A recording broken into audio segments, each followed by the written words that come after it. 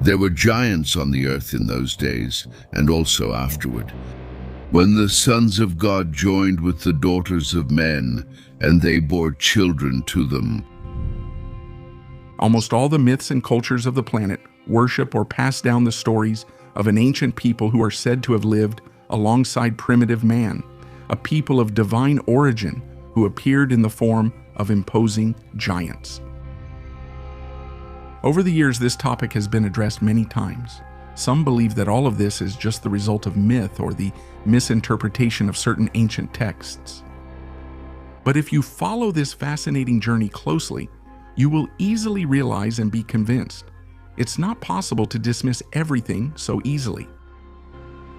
The evidence of the existence of this mysterious people is actually present in various places around the planet. There is a huge amount of documentation, and there are many testimonies from people who claim to have found evidence of their existence. Let's get back to our journey into the mysterious people of giants, but first, let's clear up a misunderstanding. We all know that gigantism is recognized by science as a pathology caused by the dysfunction of certain glands. But this is not enough to justify the legends about giants. If throughout history it is indeed possible that there were individuals affected by this rare pathology, and that, thanks to their size, they aroused astonishment and wonder, we must not forget that these are rare and isolated cases. In fact, ancient texts speak of a people of giants, not just isolated cases. And it would be unthinkable to believe that entire populations suffered from this pathology at the same time. Moreover, many of these legends state that the height of these divine beings ranged between 3 and 7 meters. And they are often described as very strong beings, immortal, or extremely long-lived. The giants we know, on the other hand, not only are much shorter, but also have an average lifespan of about 40 years. Just think that Robert Wadlow, the tallest man in the world, was about 2 meters and 72 centimeters tall and died at the age of just 22. This happens mainly because the blood in such a large body cannot be pumped efficiently, and this does not guarantee perfect oxygenation of all the tissues. But we'll come back to this concept later. Having clarified this point, let's look for the sources that tell us about these incredible people. In the book of Genesis in the Old Testament, there is mention of the Nephilim, literally Anak, those who descended. There are various interpretations about who the Nephilim were. They are described as beings of great size, born from the union between divine beings who descended from the sky and the daughters of men. But as we were saying, there are many interpretations about who the Nephilim were. In the 4th book of the Old Testament, for example, the people of Anak, the Anakim, are mentioned. The land we traveled through to explore it is a land that devours its inhabitants. All the people we saw there are people of great stature. We saw the giants there, the sons of Anak, from the race of giants before whom we seemed like grasshoppers. And that's probably how we look to them too. But we don't just find traces of gigantic divine beings in the Old Testament. Similar accounts are present in many other cultures as well. From the Indian Mahabharata to the sacred scriptures of Thailand and Sri Lanka, from Egyptian legends to Irish and Basque ones, all the way to American cultures that speak of divine beings of incredible height and fair skin. So if there are so many texts that speak of an ancient people often endowed with divine powers and unusual height, are there also testimonies and discoveries that prove the real existence of these mysterious figures? There are many direct accounts related to the existence of these beings of incredible size, spanning the entire history of mankind and coming from every corner of the planet. Some of the most interesting ones, for example, come from the American continent. Let's take a look at them together.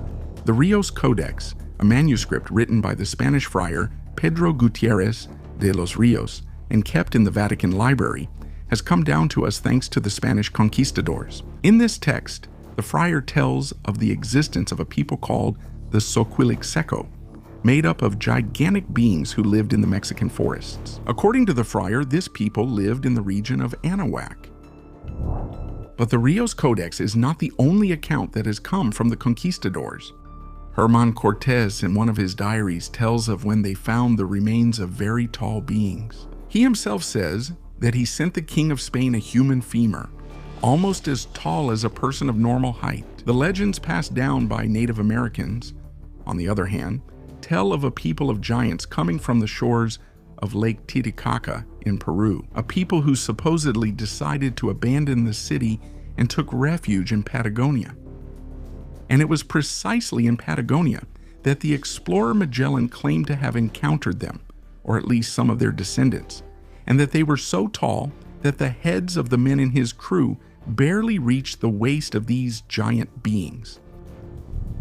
But still in Latin America, we cannot fail to mention the myth of Viracocha, the creator god who came from the sky and was depicted as a man with fair skin, thick blonde reddish hair, and incredible height. But there are also accounts of gigantic beings coming from Africa. The people of present-day Nubia tell of a time when their ancestors coexisted with giant beings, beings with fair skin who spoke an incomprehensible language.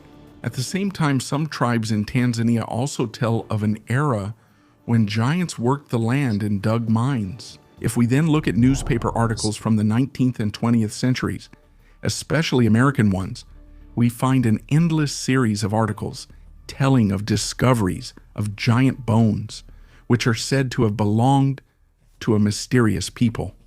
From their appearance, they looked humanoid.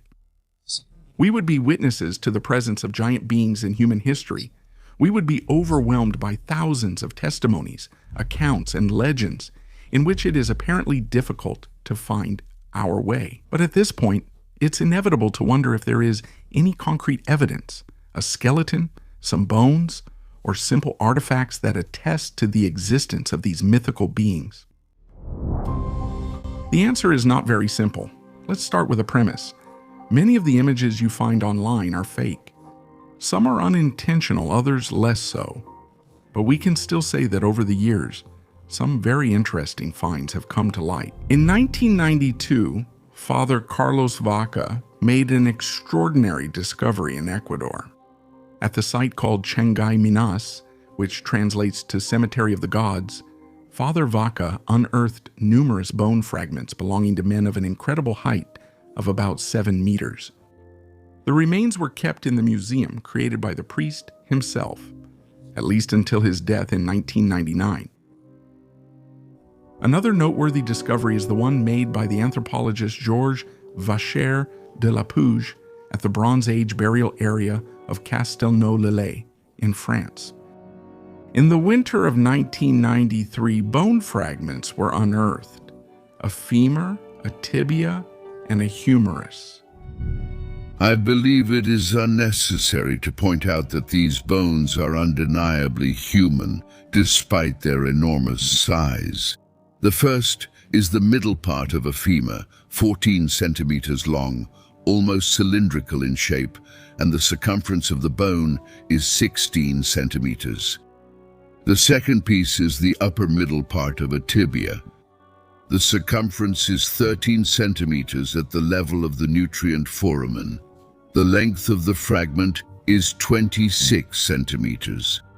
The third one, very peculiar, was considered by reputable anatomists to be the lower part of a humerus. The volumes of the bones were more than double compared to their normal counterparts.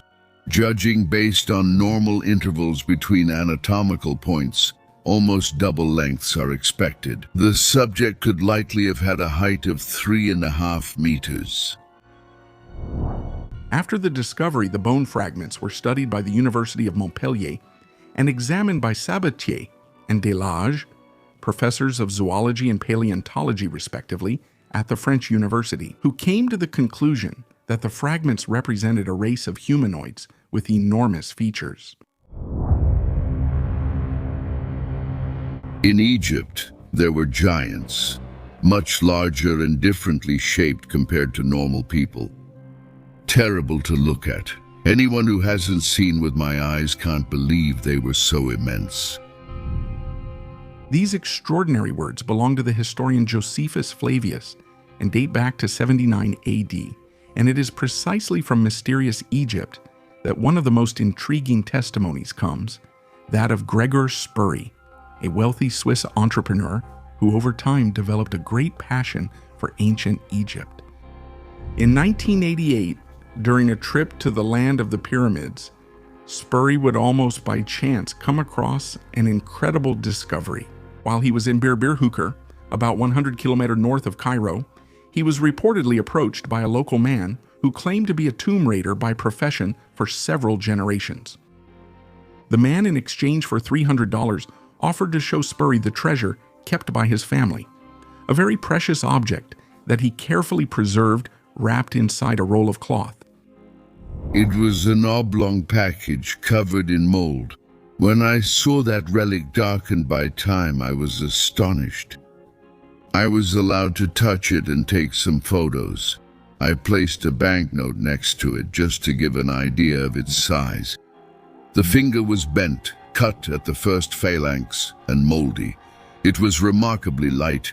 Maybe it weighed 200 grams. My heart was in my throat. It was absolutely incredible. Based on the proper proportions, the creature that once had that index finger must have been about 5 meters tall. The tomb raider, to prove the authenticity of the find, also showed Spurry a report from a pathologist dating back to the 1960s and an X-ray signed by the reporting doctor. Even though the businessman offered to buy the artifact, the man firmly refused. That man swore by his God and wouldn't hear of selling me the finger. He said it was too important for him and his family. Unfortunately, we have no further evidence to confirm the truth of what Spurry photographed. However, supporting the claims of the anonymous tomb raider, there are mysterious granite sarcophagi that have been found in the Serapeum of Saqqara, enormous artifacts weighing over 80 tons and measuring 4 meters long. Could these be the tombs of these mysterious giants? But now, let's leave Egypt and its mysteries and return to Latin America. As we mentioned earlier, there are many accounts that come from the Spanish conquistadors, and it was thanks to these that in 1928, Brian Forrester found the famous elongated skulls we talked about in the previous video, which, in addition to the inexplicable dolichocephaly, also show dimensions larger than normal. The remains have been studied by several sources, with some claiming they have non-human DNA.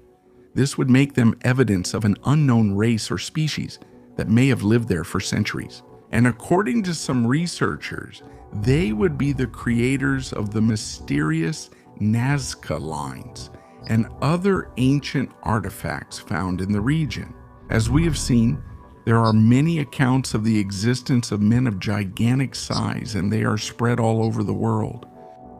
And these are just a small part of what can be found in historical records and in the reports of numerous researchers. But now let's try a mental exercise. Let's assume that an ancient people of giants did exist and that they had a very ancient origin. Gigantic beings who lived not thousands, but millions of years before us. All right, now let's try to understand if all this was possible and if there is any concrete evidence. Let's go back millions of years, all the way to the Mesozoic era. As far as we know, at that time, the Earth was inhabited by enormous creatures. The dinosaurs, who reached the height of their dominance on the planet between 145 and 66 million years ago. Now let's ask ourselves, is it possible that in such a remote era, there could have been beings with a humanoid appearance? And if that were the case, what would they have looked like? According to some theories, during the Mesozoic era, the climate was generally warmer and the oxygen level was higher than it is today. These conditions were perfect for supporting large bodies. In fact, these would have allowed dinosaurs to grow, reaching larger sizes than those of modern land animals.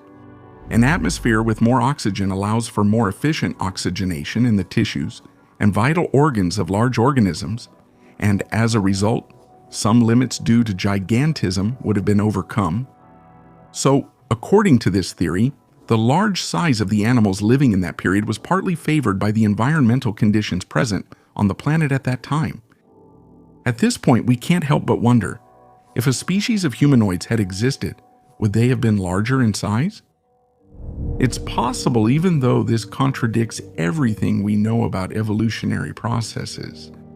Mainstream science says, in fact, that during the Mesozoic era, the evolutionary lines of mammals and dinosaurs had already separated. There were small mammals present, but there couldn't have been any forms of life that could be classified as primates. In fact, these would only evolve millions of years later. Now let's make a leap in time and go to 1966, specifically in Peru, in a place near Ica. In those days, a doctor named Javier Cabrera received a very peculiar stone as a gift from a farmer. On the stone, according to the doctor, there was an engraving of a fish belonging to a species that had been extinct for an unimaginably long time. This discovery greatly intrigued the doctor, so much so that he decided to continue his research and found many other stones bearing engravings of dinosaurs and plant species that had been extinct for millions of years. But that's not all. There were also engravings depicting incredible scenes: men riding on the backs of dinosaurs, advanced surgical operations, maps of the Earth showing the lost continents of Atlantis and Lemuria, and many other extraordinary scenes. Obviously, this discovery made headlines around the world and brought a great deal of attention to these mysterious artifacts. Dr. Cabrera had the stones analyzed, and according to the results, they were found to have been engraved at least 12,000 years ago. At this point, opinions about this discovery are divided into two main factions: those who believe these are a hoax and those who are convinced of their authenticity. That there are fakes is beyond doubt. Even Dr. Cabrera himself admitted that some stones in his collection were not authentic, but manufactured. This doesn't affect the authenticity of all the artifacts. The fakes were made by the local people at a later time, only after the world's attention focused on these stones, which saw their value increase dramatically in a short period. So dismissing all the stones as the work of forgers is not correct. The artifacts have been analyzed by several independent research organizations that have confirmed their authenticity. But there remains a problem to solve, even if the engravings on the stones were made 12,000 years ago. How could these men have known about the existence of species that went extinct millions of years ago? How could they have known about complicated procedures? Who gave them this knowledge? Did the populations who lived for thousands of years in those territories come into contact with beings from a distant past? Are these mysterious beings the same ones mentioned in ancient texts from all over the world? Let's stop here for today. We have covered many topics that definitely deserve to be explored further in future videos, but now let us know your opinion in the comments. And don't forget to subscribe to the channel to support us and not miss the new videos. See you in the next story.